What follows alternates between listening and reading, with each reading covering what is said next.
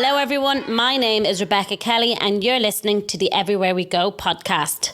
On this week's episode, I sit down with Alison Murphy. Alison has the most infectious laugh, but behind this laugh lies tragedy. While dancing away to the last song on a night out, Alison's sister Lisa fell to the floor and unfortunately passed away. Alison tells me of her dysfunctional upbringing that led to not only the breakup between husband and wife, but to the broken relationships that will never be mended. She tells me the effect of finding her father's secret children and the impact it has had on her own relationships. She tells me she would be lost without family and friends and how her mother is her biggest support. Alison is a tonic, a warm hug, and as her friends tell me, never whines or complains and just gets on with it.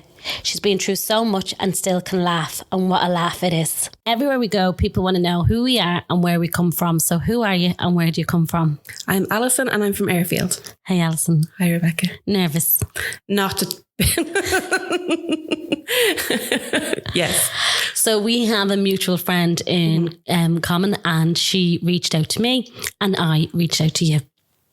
So she told me little bits about you, but not too much. Okay. So where do you want to start?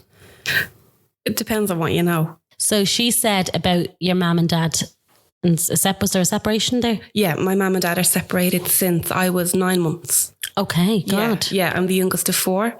And my mum had the four of us then by herself, and she was under 30, and they split up. So they had, I suppose in hindsight, it was a bit of a strange setup because my dad came to visit us every weekend, Saturday and Sunday. And they never said they were split up. And in the 90s, nobody was really split up. So my mum, trying to protect us, never said that they were split up. And we didn't question it. We didn't, we rolled with it. Saw him every weekend, as I said. Thought wouldn't have known him very well, but was really familiar with them, was in touch with his side of the family. That was just the way it was for us, So. But what was that like? So he came, and did they play like Happy Families on the weekend? I mean, yeah, like my dad would have dinner the odd time, and looking back on it now as an adult, I think probably it was kind of awkward. It wasn't a very natural, relationship between them. But we didn't know that at the time. So, well, certainly I didn't. I mean, my eldest sister would have been more aware, but I didn't. And I didn't question it either. I just thought that's the way it was. And my mum you think of the things you believe as a child. My mum told us that he lived in his mother's and my nanny's because it was closer to work. And we live in Airfield and my nanny lives in Harmonstown and he works in town. So it's not like he's doing this long commute, but like that Airfield to Harmonstown is a long trot as a kid. So I really never copped anything. It was odd. I obviously knew he didn't live there, but didn't think they were separated, and divorce wasn't a thing. When we were growing up, it wasn't legal. Nobody's parents were divorced. So we just went with that. They were still together, but he just didn't live there. He came on Christmas Eve and stayed there every year, which was great because we had him every Christmas morning. And I used to really look forward to that. I must say that any of this that I'm saying is just me, how I felt, because we were in different stages, all of us. There was four of us. So this is just how I felt, as a kid. I'm sure my brother and sister would agree that we did look forward to it. And then that kind of fizzled out as we got older. But they were good memories, from my childhood, really was good memories. There was nothing odd about it. And I think even though in the end, when we go along in the story, it came back with a bang, it was the right thing to do at the time because it was protecting us from, people saying things or feeling different. It was always just us and my mum, and we just never questioned it. And what kind of mammy was she? Oh, my mum is an absolute legend. There's never a bother on her. She's really strong. She keeps the family together. And, she's really funny in her own way. But because I'm way too old, I'm back at home now and I'm way too old to be living with her. So we're like a divorced couple, but can't afford to move out. So we have these really petty rows.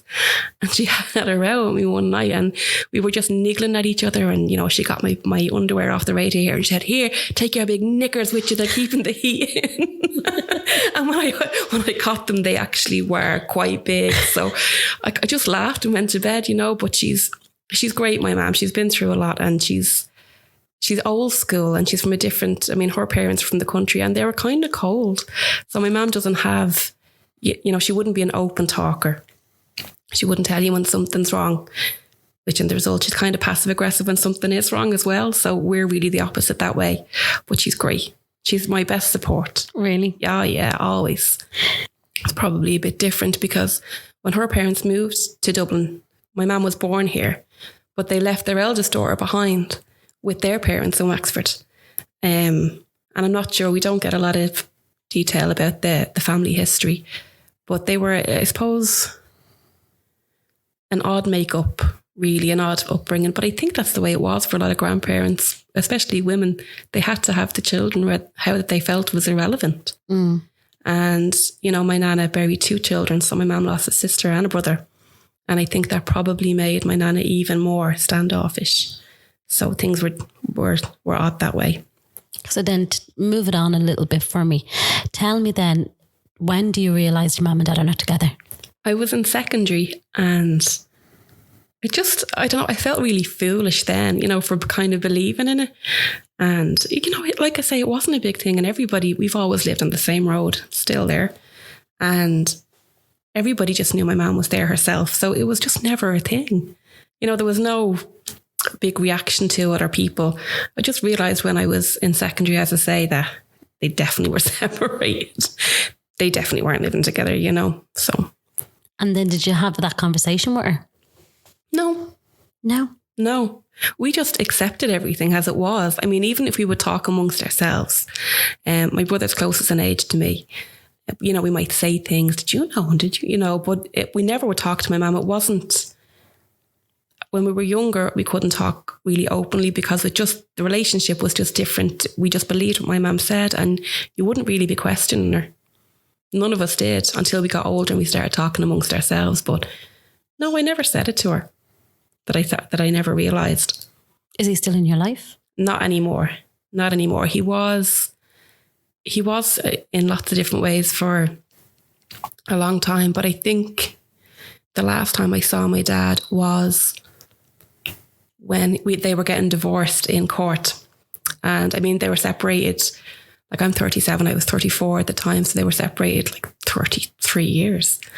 But like I say, they'd never any need to. It was amicable. They had an understanding, and they got on well enough.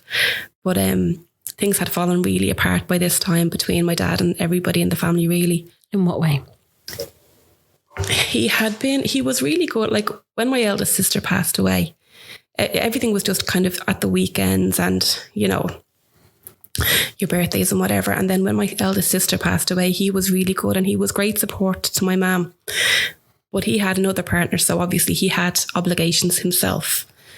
And then he got a certain amount of close to each of us. And then there was a bit of backstabbing and stuff.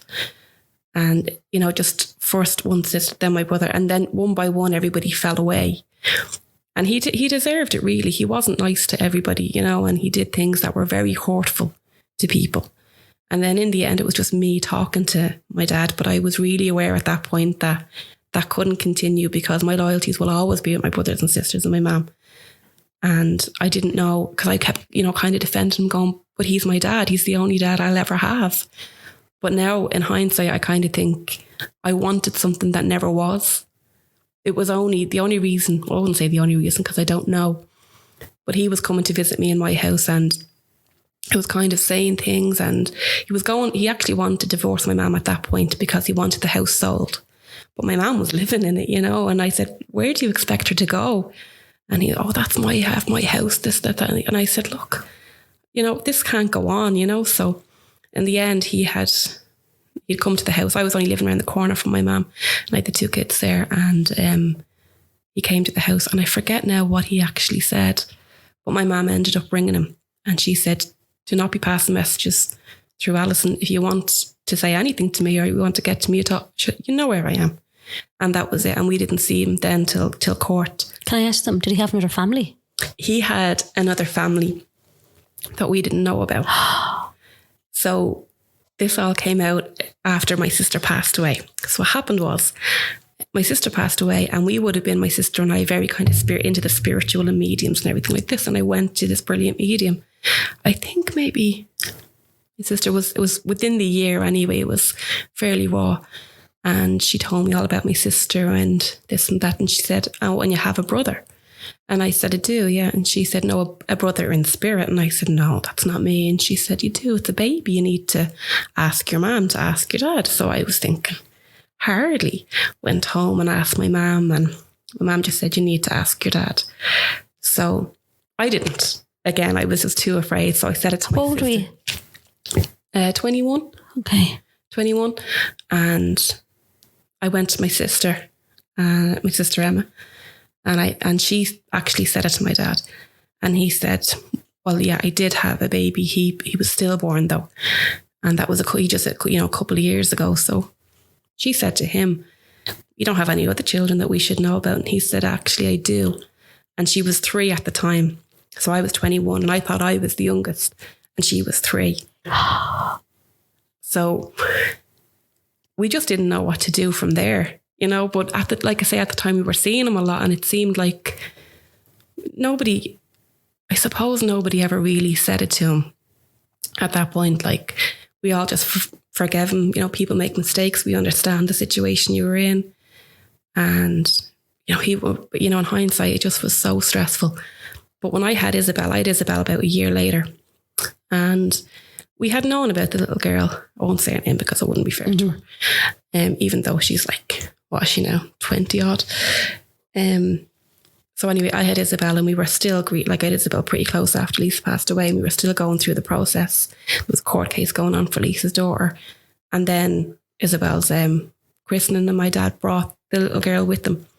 Obviously never said he was going to bring her or anything. So we were just like flabbergasted, just dumbstruck that he would. I mean, there was nothing against her, but just the way he went about everything was really, really wrong, so that's how we were introduced. And then it all fell apart. We kept up a relationship even with her. Now, she was a kid, so she would come over, he would bring her over to my mum's house, and my mum was really accepting of it. She never minded, because she said it's not the child's fault and this and that and the other. But then when all the relationships broke down with me and my family and my dad, I was sad for her, because she's an only child.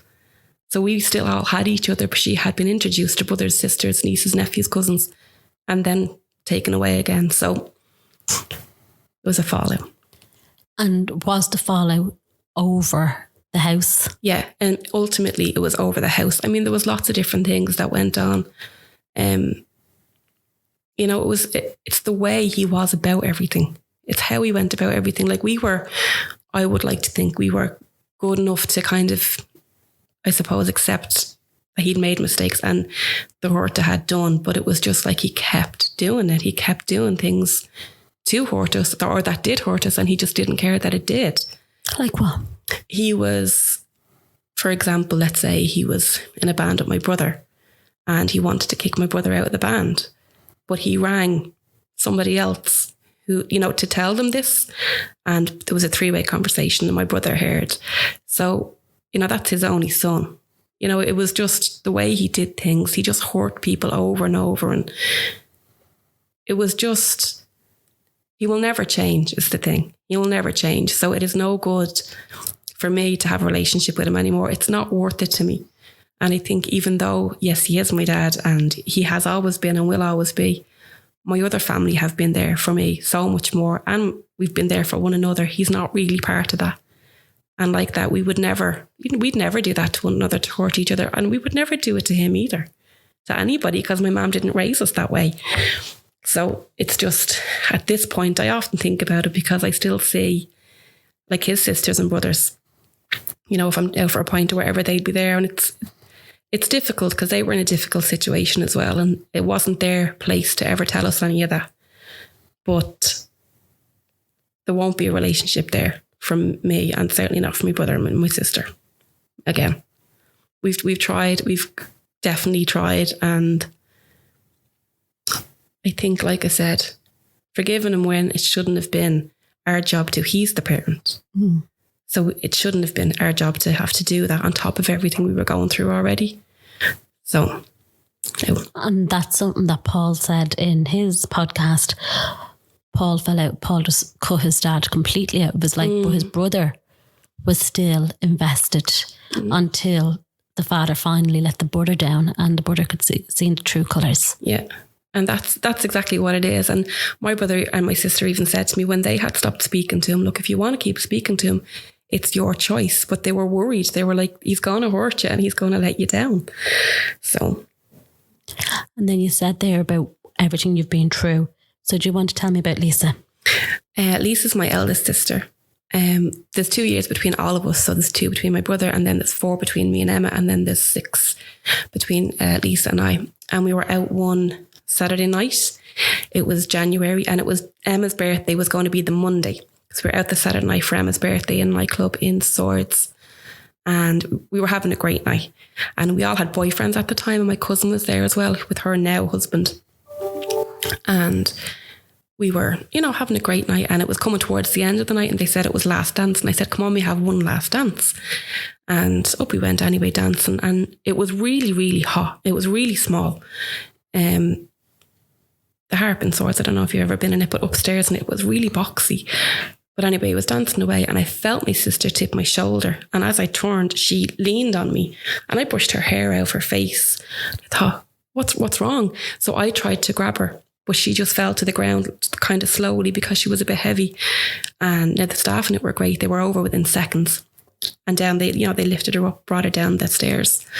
And I went with her, and they laid her out, and they were, pacing up and down and looking. And I was saying, someone do something, And they were saying, did she take anything? And I said, no, my sister never took a drug in her life. And we didn't even drink that much.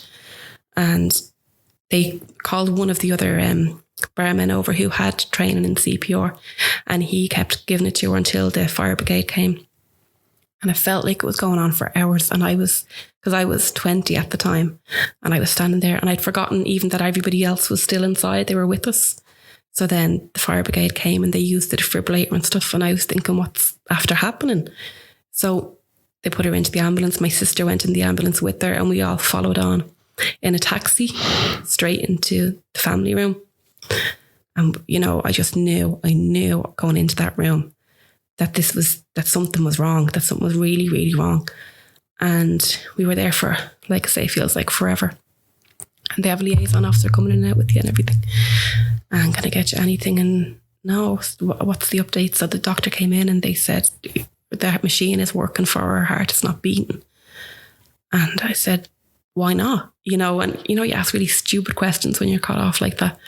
And they said, we don't know. We're running blood tests to see what's happened. So that was grand. And about an hour after that, maybe, or could have been more, the doctor came back in, she closed the door behind her. And I said, she's dead, isn't she? And she said, yeah. And I just knew it. I just knew before she even said it. And then my sister said, are you joking? And she said, no. She said that there wasn't anything we could do. Her heart wasn't beating by the time she got here. So, like I said, we were all there. And then somebody had rang my mum in the meantime, and we were sitting there, just real kind of numb. And the window was to the left of us, and we heard the taxi pull up. And my sister's boyfriend at the time went out, and so did my sister who'd passed away. Her boyfriend went out with Emma, with my other sister. And I heard my mum, no, and I just thought, can't be real, can't be happening. So my mum came in. She was devastated. And then I don't know how or who, but my dad did turn up. And I'll never forget his face. He was just completely shocked. His face was just looking at my mum, because I don't know when the last time Lisa would have seen him would have been, or what he'd have even been thinking at the time. And then my brother came in, and we were there for a while. And then they said, do you want to see her? And there was a door beside us that I hadn't even realised was there. So they brought us into the door, and there she was. And it was just like everything changed. It was so surreal, because even though you're looking at them, it's not them. It's like, where have you gone? Where are you? And that was that. And then Emma's, I feel really bad for Emma. She's my other sister. And it's her birthday 2 days later. and it will always be your birthday 2 days later, you know. But that was like the start of it. Up to that, everything had been pretty normal. Did you get answers? There was nothing anatomically wrong, but they suspected it was cardiac arrhythmia. So that's like, it's to do with the electrodes in the heart. It's a difference in your heartbeat. And they said they think it was that, but there's nothing to say that. So that was, you know, kind of felt a bit fobbed off by that at the time. But I have to say, since that, they put you in touch with these counsellors and heart people and everything. So then we went under the care of CRY, they're called, for cardiac risk in the young. And they deal with families who've had sudden deaths like Lisa's. And they've been great. They screen you all the time, every year, make sure you're doing well. And then there's all counselling and everything with them. So they've been fantastic. But they never really, like, without the definitive answer, the only thing I can say, the only comfort I get in that is because I was there and I know she didn't suffer and I know nobody else was involved and there was no foul play, if you like. There was no drugs or anything. So I know that. You know, a lot of people, I suppose, would think, oh God, that's awful. You were there and it happened right in front of you. But that's a comfort to me. It wasn't always, but it is, because I know there was nothing else. Do you know? And going back to that night then, can I ask you, I don't know how, like in the moment, like, you know, you said that day that, you know, that's comfort to you now. Yeah. But like getting her down the stairs, you know, the staff working on her. It definitely, I know they say that like in films and stuff, it's like slow motion. It's definitely like slow motion. But it was like me and my sister were really close. We used to work together and everything. We both still lived at home. And I just knew. I kind of was, you know, I was standing looking and I said, you know, there's no point. I just knew. I knew by looking at her, I felt it. So it was really like afterwards, I didn't realise there was things I forgot, you know, because I mean, with shock maybe or whatever, I don't know. But after she passed away, when she had collapsed, I forgot that she had fallen on my shoulder and I forgot that I couldn't keep her weight. I mean, she was tiny anyway. She was like a size 6, but just that, you know, the dead weight. And then when I went to see her, when she was in the coffin, she had a bruise on her head and I felt so guilty. I felt so bad because I was thinking, God, that's my fault. But I'd forgotten that. It took a long time to kind of... You know what, as well, it could have been like, that's your little mark is on her forever. It could be. You know? But things like that. And the night itself was, if I like forgot about, I came back through dreams and every other way, like, because I think you block it out consciously and then your subconscious just keeps reminding you. So that did take a long time. So in that moment when you're in the room, obviously you're dealing with but are you going straight away to your sister, to her boyfriend? Is everyone in the room just... Everybody was just, I think, really shocked and just looking, and they take, well, I don't know whether you would know, that they take out like your jewellery and things like that. I noticed, where's her earrings? You know, it's really silly things, but they take out, you know, your earrings and then, you know, you could see your bare feet. And that's all. And then at some point there was a guard that just asked me, was that Lisa? And I said, yeah, I'm her sister. And I think because it happened in a public place, there needs to be some sort of record. I don't know, but it's like people just kept turning up. My uncle turned up.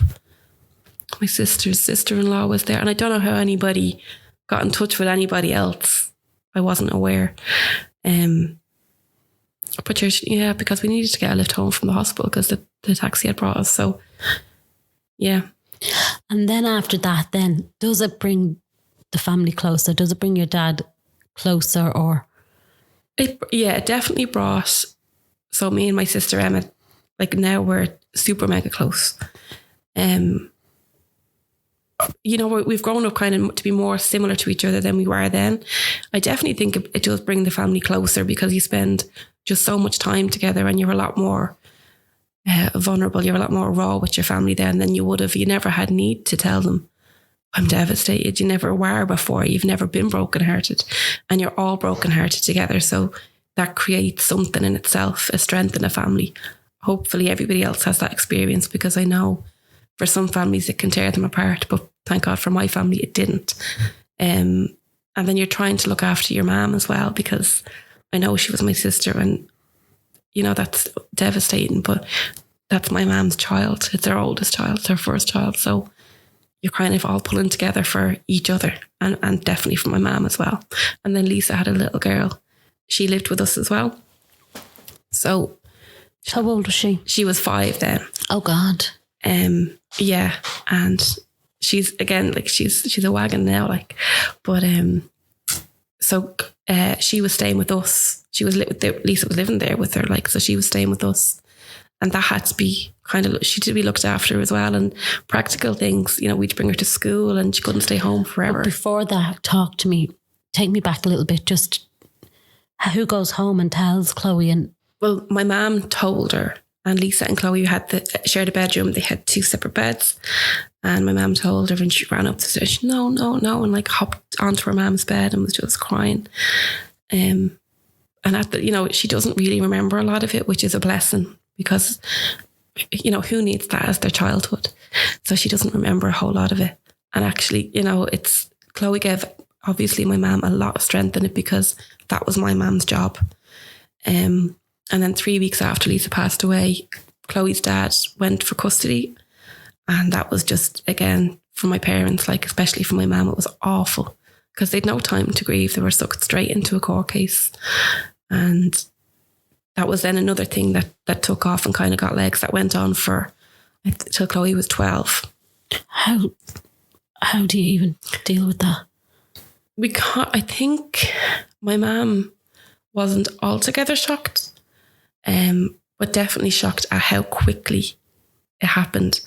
And you know, we never got on with her dad, and she wasn't with them when she found out she was pregnant either. They got back together afterwards to try and make a go of it, but it really didn't work.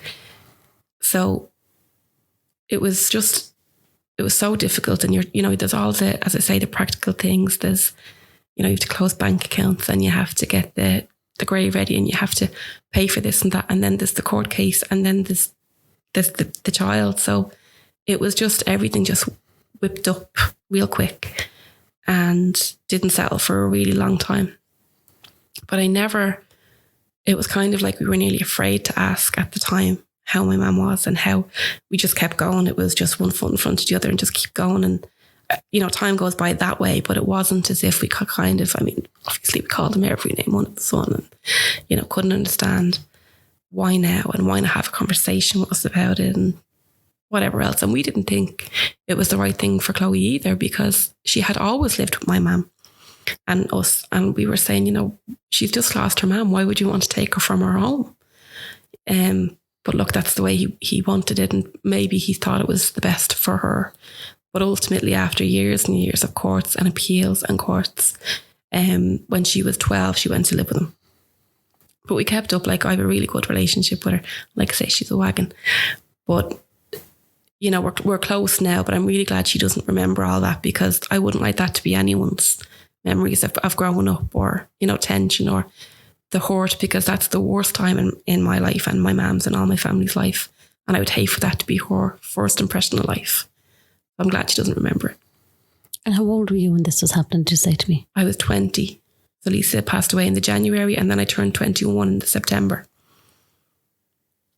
So young. And then your mum is only young though as well, isn't she? Yeah, my mum she was 29 having me, so she's 66.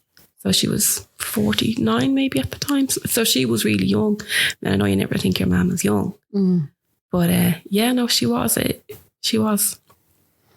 And to have all of that, like, she has to look after you, look after Chloe, and then all of a sudden Chloe is being, like, her daughter's whipped away from her, and then she's, you know, the prospect of Chloe being ripped away from her. Yeah. And then through all that then, is your dad on the scene? Yeah, he was really good at the time, and like I say, he was a good support. I mean, my brother and sister, I didn't go back to work because I worked with Lisa, and I just couldn't, because everyone knew we were sisters. We were working as dental nurses. And I couldn't face it. And at the time there was no, like, everything was handwritten. So I said, I can't see her handwriting everywhere. I just wasn't able. So I didn't go back to work for a while. I got a different job then. But everything has to go back to normal at some stage. So my dad was really good for when things did start to settle. He did visit a lot.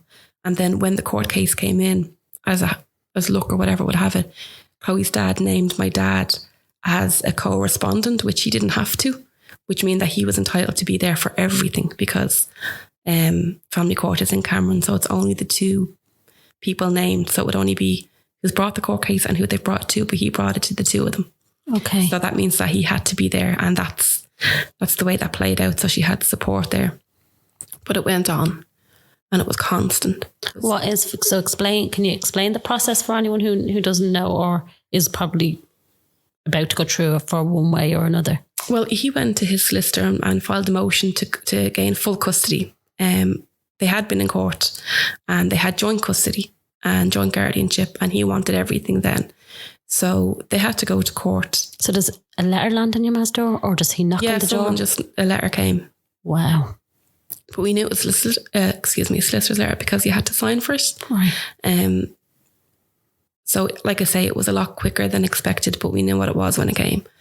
And then we had to go and find a solicitor and tell them this is what's after happening. And then they start building up the case and they look at the circumstances. And it really, a lot of the time, it depends on the judge.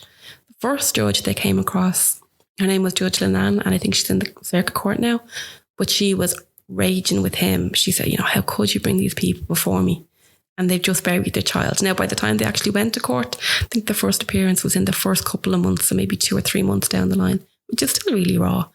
And then she said, I don't want to hear anything from anybody for 2 months, let's say. So she'll put it on the back burner. And in the meantime, the solicitors are gathering this and that and the other.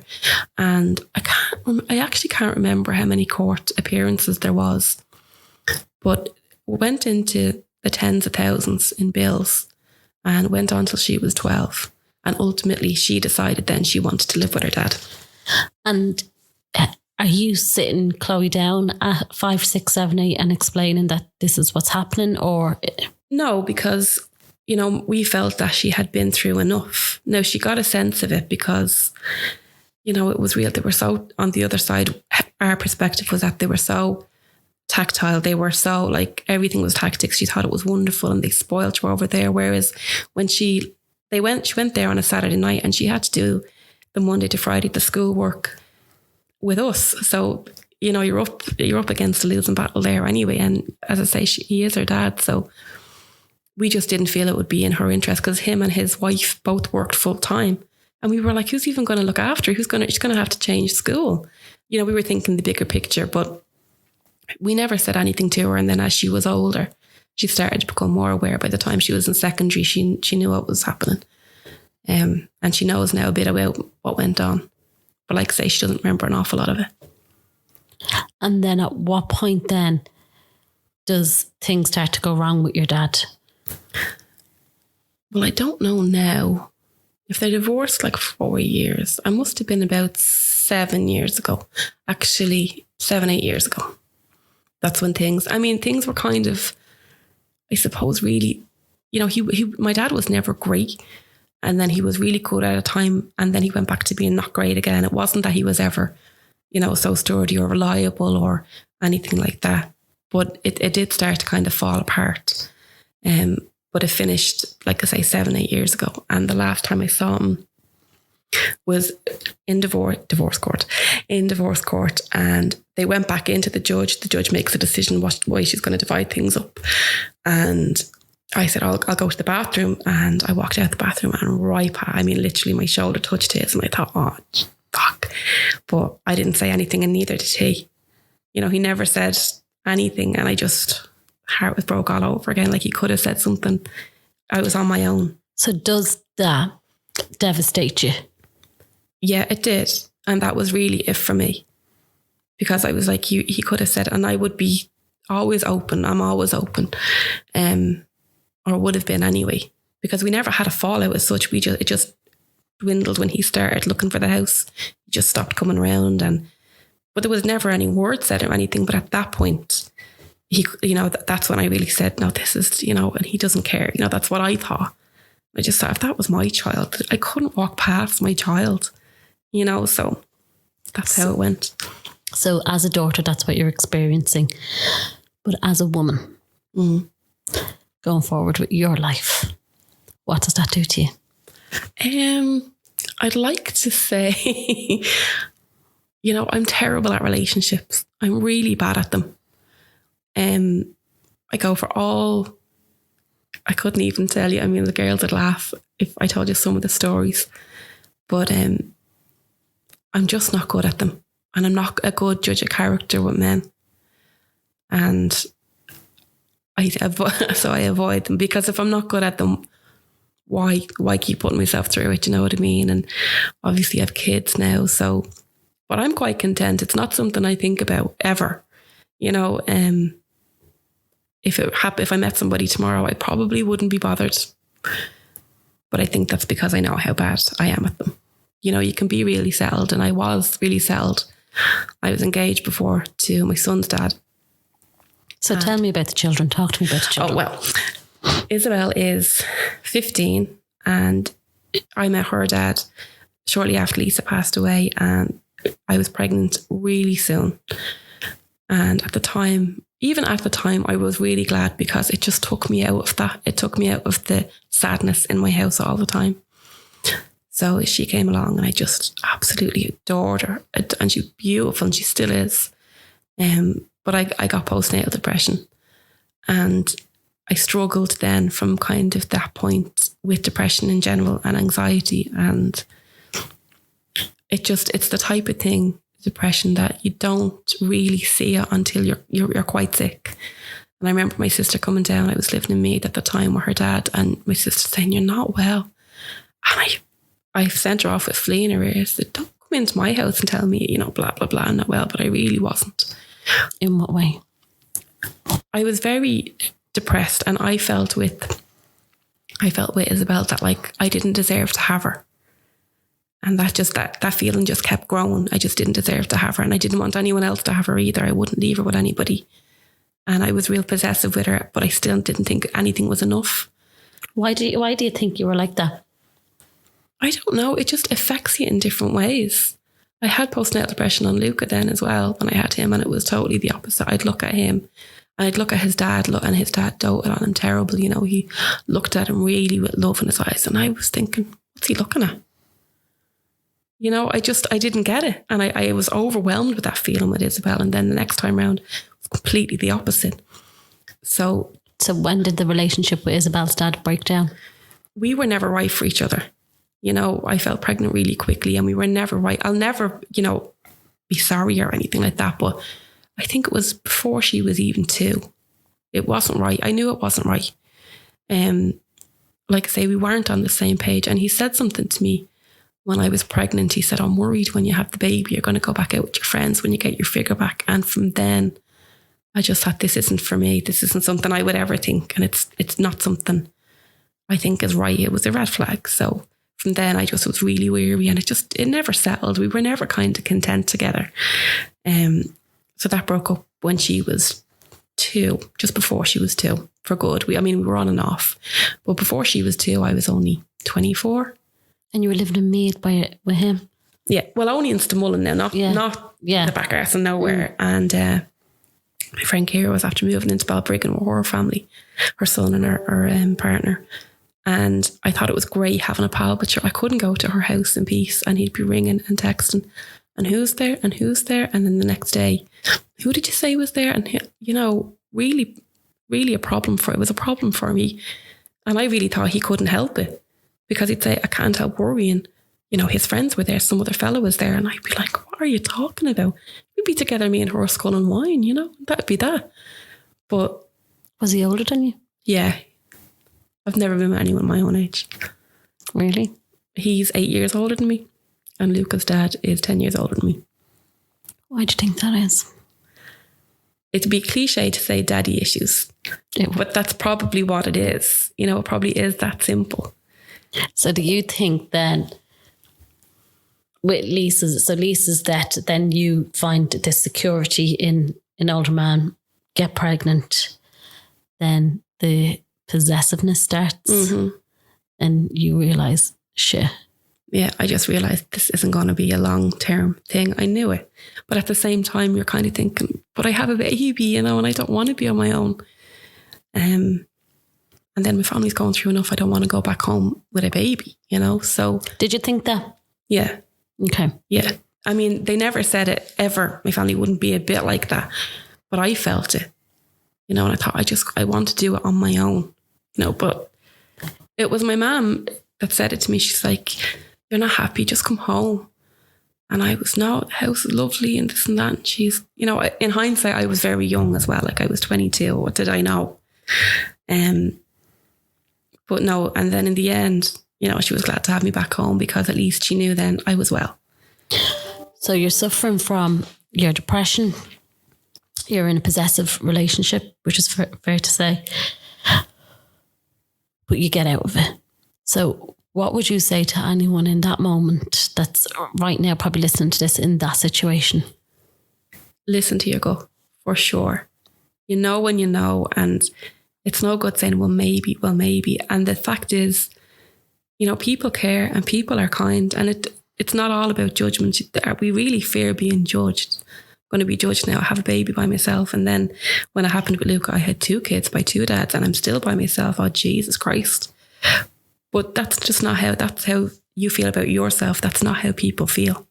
But definitely listen to your gut and generally reach out to your friend.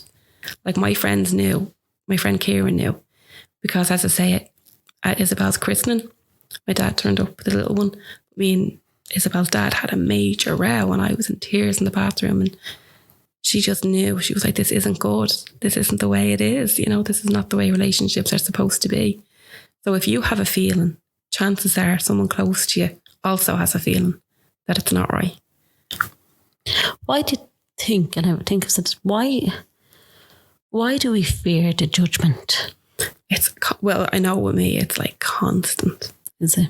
Well, in certain aspects, like Leanne would probably tell you, our mutual friend, she's like, you're at a dangerous level of not giving a fuck what people think. And that's true to a point. You know, when it comes to my kids and stuff, because they're so important and I don't want to let them down. And I don't want what people think of me to reflect it on them. That's all it is. I mean, I really don't care. And on a night out, I'm your worst nightmare because I'm a disaster. For the most part, I don't care. But the judgment thing, I think, is just always there. For me, anyway, it's just always, I don't want it to reflect onto my kids. It's whatever about me, I don't care. I just don't want it to affect them. And then how old was Isabel when you left? She was 2 when I went back home. And then shortly after that, I met Luca's dad. And we got on really well. You know, we had a good relationship, and we were together. I think we were together about 3 years when Luca was born. And then we were together about 6.5 years. So when Luca was just gone 3 when we split up. And yeah, there was nothing remarkable. I think that was probably one of the most steadiest times since my sister passed away that I had, was then. Things were kind of quiet then. And what made you split up from him? He met someone else. Then things weren't quiet anymore. So that was just before I turned 30. And I remember my 30th was the most depressing party in the world. I felt awful. I was so low. And, you know, the girls were trying to make a big fuss. And, they turned around. I said, geez, I'm 30. I'm on my own. I have 2 kids with 2 dads. He's joking, you know. I thought it was awful. Now, obviously now in hindsight, I don't think I'd feel that way if I was to live my life again. It's just then it felt like another failure. It felt like something else gone wrong. And can I ask you about the relationship? Can we talk about that breaking down and how you pull yourself out of that? Because I think a lot of women are going through that. So what happened for you? How did you find out?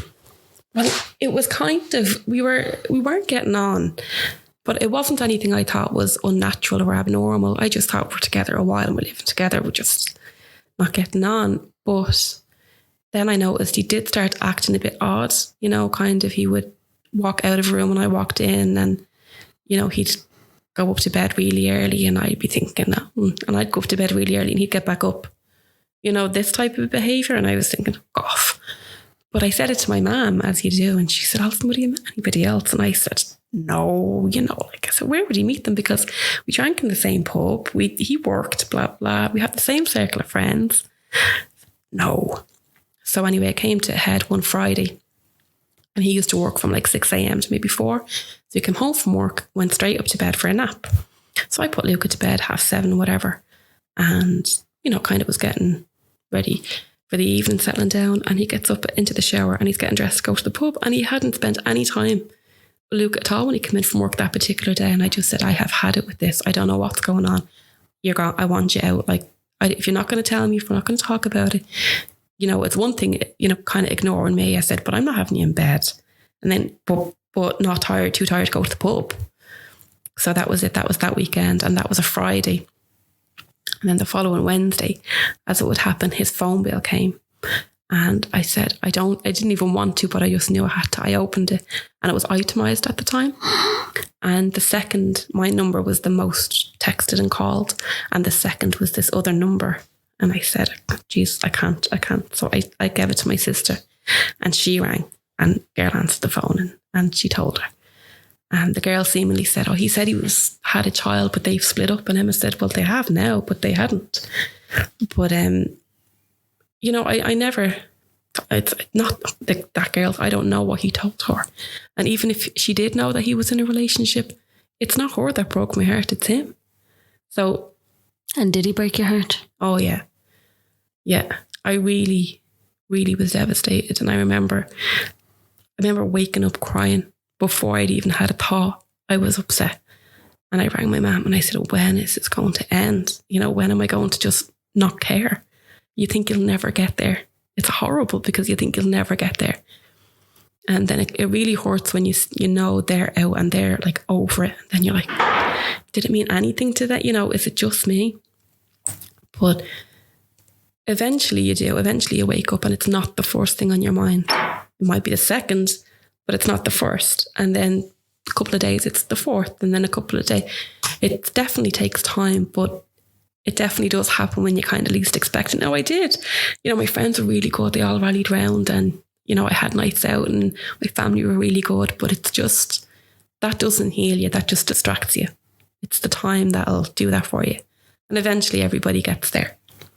And is it a kick to the teeth? Like, is it? Oh yeah. It's actually like a physical kick in the stomach. I remember, I can still feel it now when I think about it, especially when I opened the bill and I saw the number and I just thought, bollocks. And that was the Tuesday you said, was it? That was the Wednesday after. You kicked him out? Yeah. And where did he go? I think he went to his mum's. Now, his mum's lovely. His mum really lovely, and she was the first person I rang. I said, you're never going to believe this plan. She was so sorry, Sham. So sorry. And did you have it out with him? He never admitted to it. I did bring it up with him, and I said, I know about, what's her name? And he was like, we're not together anymore. That has nothing. And I was like, the fuck? You know, I was hysterical. I said, I'm holding the bill for the last month and her number's on it. And you were living here. So how are you going to tell me it's not? But he just hung up the phone on me. He just wouldn't face it. I have a friend, and her partner left her for another woman. But she never asked him to stay. When he said he was going, she just let him go. And she never asked him to stay. And I wonder whether she regrets that, you know, asked him to stay. Like, you know what I mean? I think it's a different, like, physically if they go or not. But emotionally they're already gone if they've met somebody else. Because, well, like, I hadn't. Your friend obviously hadn't. So if you had said, you know, stay, maybe we were working it or whatever. I know I know what I'm like. I would have had a few glasses of wine and punched the head off him every time I thought about it. So I wasn't putting myself through that either. Or him, you know, it just wouldn't, it's no way to spend your life either. So as much as I say, well, I wouldn't take him back and this and that, I totally get why people do, but just for me, I couldn't.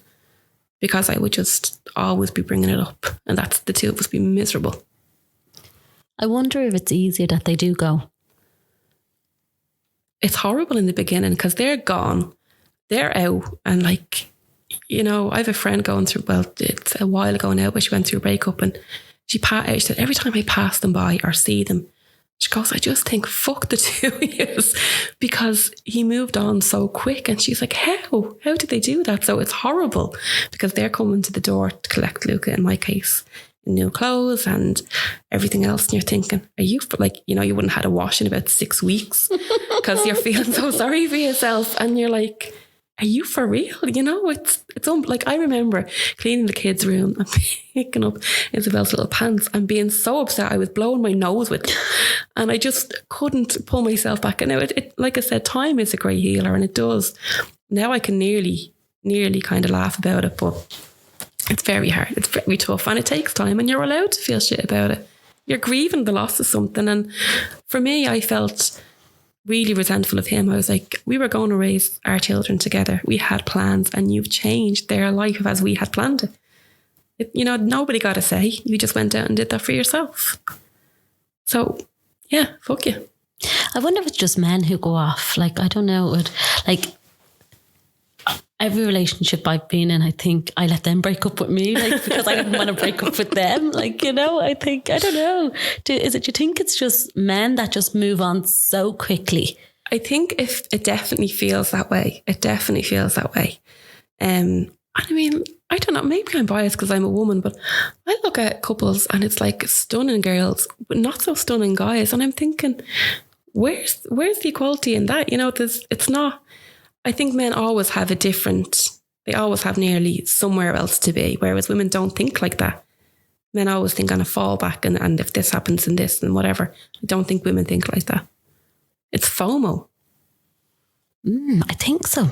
Or is it, you know, you have 1 foot in and 1 foot out? It's like you're always on the lookout. Are you always going to be kind of unsettled? You know, because it's great to be content and be happy. Well, what happens when you're content and happy and he's going to the pub 3 times a week? Is that what that means?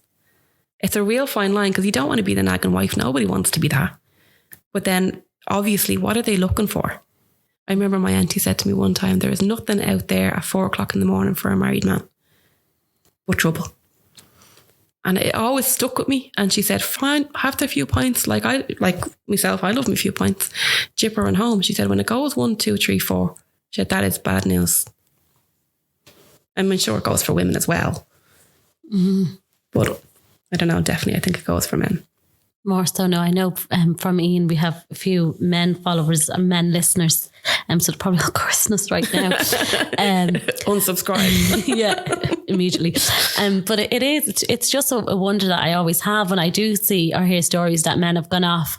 Like, I never hear a story of a woman going off or like a woman split up and a woman going on so quickly. Yeah. Actually, I have heard one. Yeah, probably have heard one. I think the ratio is definitely in the men's favour though, is it not? Yeah. I mean, even if you do acknowledge women do it, not at the rate that men do it. And another thing, men don't, I find, they won't be by themselves. Women are quite happy. Like, you know, if you get to 70, 80 and you know, Jennings funeral home's calling, if the man goes first, the woman seems to be fine having her own life. And then the woman goes first, the man is dating your one that he met at bingo. Yeah. Do you know, like they just don't seem to be okay being by themselves. Isn't it? Do you know the saying happy release? Do you know what happy release is? No. My husband didn't know what a happy release was either. Does he now? Well, yeah. But yeah, no, it's not. So a happy release is when somebody, mainly when a man dies. And my mother would say, sure, that's a happy release for her. Mm. Because he's gone and now she can live her life. Yeah. Yeah. And it's terrible because I said to Paul, I think I was having a row with him last year, and I said, you know what, when you go, it'll be a happy release for me. Why did we turn into our man? Like, why? Like, what is that about? Like, and I said to and Paul was like, a happy release, and he thought it was something like, you know, he was going to have a good night or something, you know. But I didn't know where you were going. A lot of people, but it's a happy release. And I said to his mum, do you know what happy? And she said, yeah, of course I do.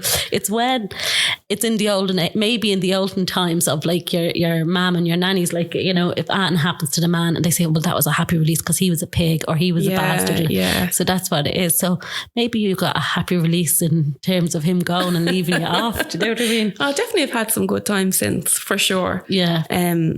Yeah, I don't know. I can't imagine it being any other way than it is. You know, everyone will tell you that, you know, you can't imagine it being any other way than it is now.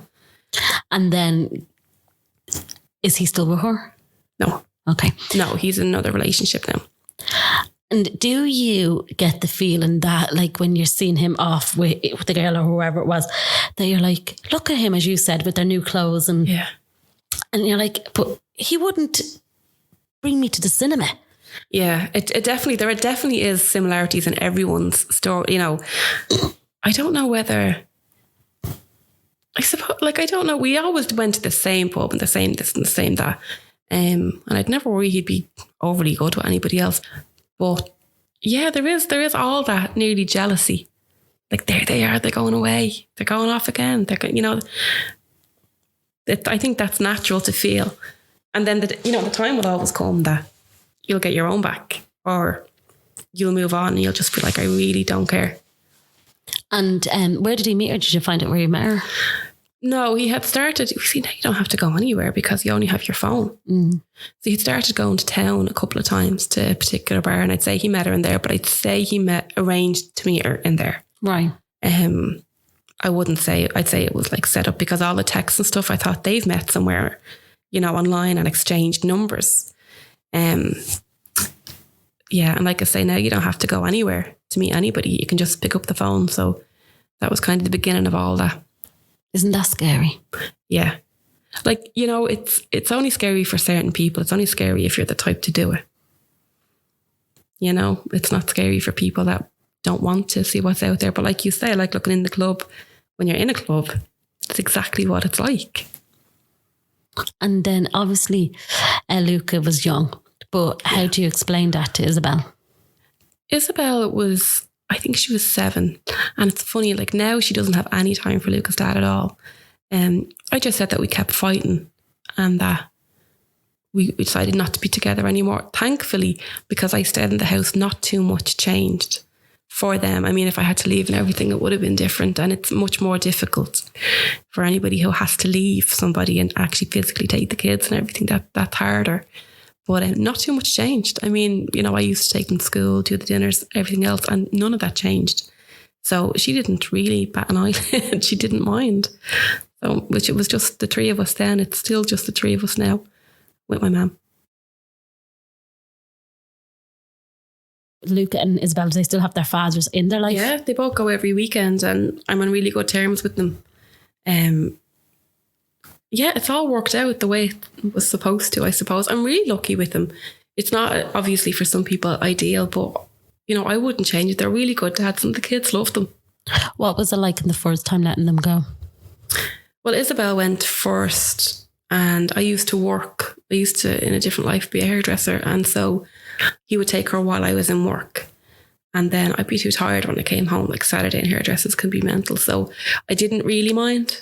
Yeah, I just got used to it. And with Luca, was it different because he'd left? No, it was different because I was alone when he went, because Isabel would be gone with her dad and then Luke would go ahead and then I was on my own in the house. So I used to just go out walking and stuff because I didn't like the emptiness of the house with no kids. It's so unnatural when you have them than to just not have them. So how do you deal with that? I went out walking and then I don't know, like it kind of took a long time to get into the routine and I had to stick with it. My mum was saying, start as you mean to go on, you know, so that's how it came to be. But I remember, you know, when we weren't split up that long and Luca was vomiting during the night and my 3rd or 4th time being woken up by him crying, I was coursing his dad. I said, look, I bet you he's asleep in his bed and I have to strip the bed and wash it again. And, you know, not that you resent it, but that's, I think, hardens you a bit to it. And you're like, no, you can take them now. For the night, I'm knackered. You know, I'm knackered having them. So I don't think there's anything wrong with that. I think it's really healthy. And like my mum always said, you know, when boys come to 15, 16, they're going to be having pints with their dad regardless. You know, boys love their dad. So with that in mind, you know, I wouldn't run the dads down or anything like that at all. And I don't have any need to. They're really good to them. And they're good to me when I needed to. Leanne's always slagging me about Luca's dad because he's gone through this long blonde hair phase and yeah, mortified. Like even football and stuff, I'm like, do not stand beside me.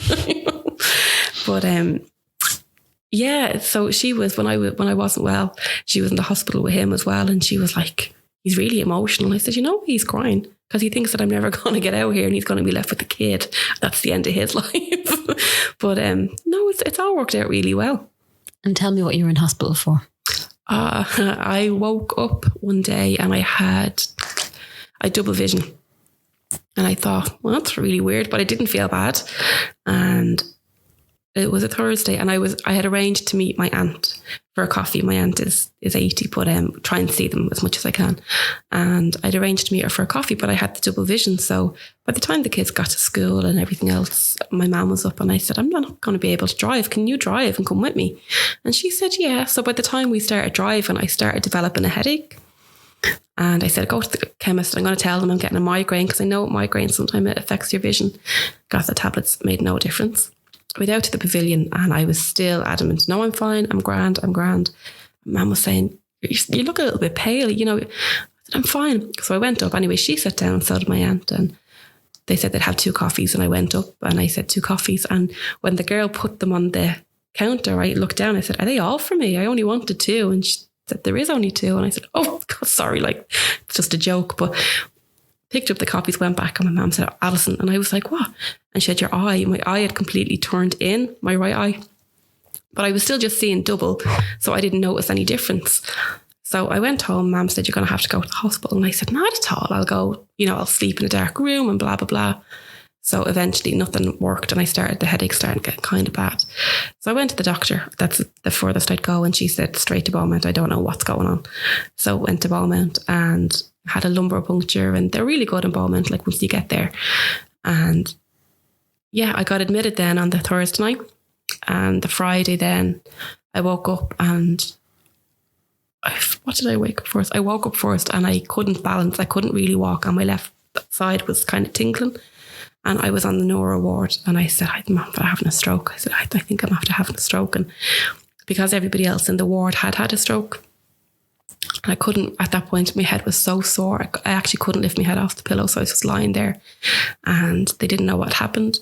And they were sending me for all, echoes and ECGs and MRIs and CAT scans and everything. And they said, no, nothing is showing up, and we'll do another lumbar puncture. And so I said, geez, another one, because I got kind of sore. Anyway, that was that. Saturday in Beaumont, everybody goes home. So I woke up on Saturday and I couldn't get my words out. I couldn't speak. And my family were going mad now at this point. They said, something is really wrong. There has to be something showing. And my sister-in-law and everything, she kept ringing the ward. She said she needs another CAT scan, another MRI. Something's wrong. They said she's not having a stroke. So that was the Saturday. And on the Monday, the head neurosurgeon came down, and because it was something they couldn't put their finger on, I got great attention that way because it was really rare. But they diagnosed me with this thing called Miller-Fisher syndrome. I had tonsillitis the week before. And Miller-Fisher syndrome is like when you have a virus, and instead of attacking the virus, your body attacks your body. So it turned out my body started to attack my brain, the bottom of my brain, and it was severing the nerves, and that's why I couldn't feel the left-hand side, and I couldn't see, and that's why the speech wasn't coming or anything. So they said the treatment for that is 5 days IgIV, so it's red blood cells, and it takes about 3 hours every day. It's like kind of dialysis. But they said one of the risks with that is that you'll have a stroke with it, but it was getting progressively worse. So I said, yeah, okay, I haven't got a choice. So that was Monday, and then by the Friday, my speech was getting back to a little bit, and I got a little bit better. Now, they were great in Beaumont, they really were. But the following Friday then, so 2 weeks and a day, I discharged myself, came home. Now at that point, I still had a turn in my eye, I still had double vision, and they said that wasn't guaranteed to ever. Why did you discharge yourself? Because I'd finished all my, I really miss my kids, is the answer to that, I suppose. But I'd finished all my, the IgIV was done. They didn't feel there was any benefit to doing another one. So what I was left with was nerve damage. And they said nerves sometimes repair themselves and sometimes don't. And there's no way of telling. So I was just happy to be walking and talking at that point. Now I couldn't walk by myself. I had to link somebody. And my eye was still turned in. So I had to wear this like patch kind of thing on my glasses. So I was attractive. And I obviously wasn't driving or anything then. So I went home and they said, they wanted me to stay in another week at least. I said, oh, I'm here 2 weeks. I was really losing my mind. I said, I can't. I'm too depressed to stay here. I'm going home. So I still had to see a million appointments when I left. But thank God it did all come back eventually. It did take a really long time. That was in April. And I didn't start driving again then until August. So it took a long time to come back. But I was lucky it came back at all because none of that was ever guaranteed. But it seemingly you'd actually have more of a chance of winning the lotto than catching this thing. So I wasn't sorry to see the back of moment. And will it come back? Because you've had it once, because it's so rare that you've had it at all, there is a chance that it will come back again. So I'm always really conscious if I get, especially now with COVID and everything, like if I get an infection, what way my body's going to react to that infection. I'm a little bit self-conscious of that. But hopefully not. I don't think so. Not unless I get a really bad infection. And again, it's the same thing. And then you said earlier on then about failures. Do you think that, like, at what point do you realise that you haven't failed?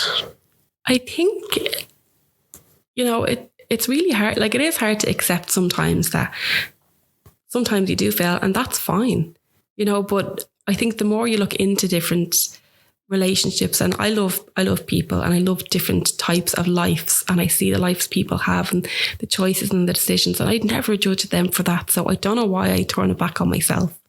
So definitely my friends and my family would have always been really supportive, but it's until really I found other people in my situation, and then other people that have been through different situations and how they coped with it, and just thought, you know what, you do the best with what you have at the time, and you cannot look back and keep thinking, why did I do that? And you cannot do that. The past is gone, leave it there.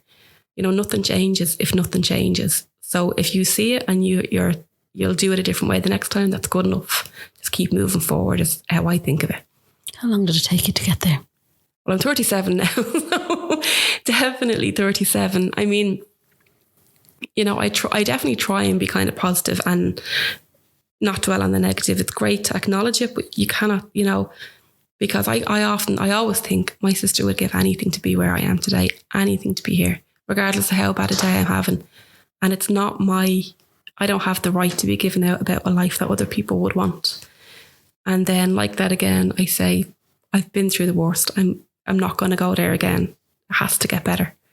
So I kind of think of it that way. Even in work and stuff, I always think if I have a crappy day, well, tomorrow can't be any worse. So just try and keep going. But definitely your friends, and Leanne is a big support, huge support, because she's ridiculously positive, annoyingly so. But she doesn't let you get into yourself either. She doesn't let you feel sorry for yourself.